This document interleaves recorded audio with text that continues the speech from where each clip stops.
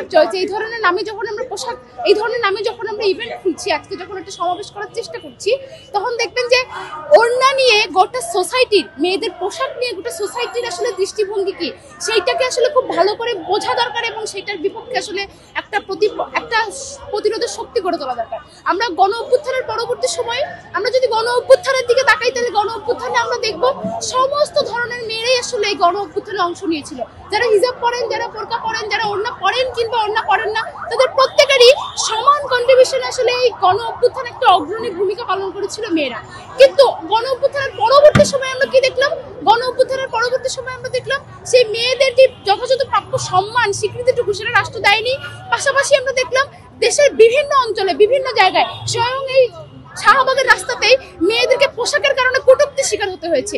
নারীর নিরাপত্তা বাড়ি থেকে কর্মস্থল, রাস্তাঘাটে সব জায়গায় নারীর যে নিরাপত্তাহীনতার যে পরিস্থিতি, সেটা পরিবর্তন চাই এবং রাষ্ট্রকে এই ব্যবস্থা করতে হবে। রাষ্ট্র প্রতিনিয়ত আমরা দেখছি যে রাষ্ট্র এই যে ঘটনাগুলো ঘটছে তার প্রেক্ষিতে যে ব্যবস্থা নিচ্ছে সেটা সন্তুষ্ট না। সেইটা রাষ্ট্রকে স্পষ্ট করতে হবে যে প্রতিটা জায়গায় আমরা নারীরা যেন সহজভাবে চলতে পারি, নিরাপদভাবে চলতে পারি, সেই ব্যবস্থা করতে হবে। আপনি দেখেন যে ঢাকা ইউনিভার্সিটিতে যে যৌন নিপীড়নের ঘটনা ঘটছে, সে যে অপরাধী তাকে ফুল দিয়ে বরণ করে বাইরে নিয়ে চলে আসছে।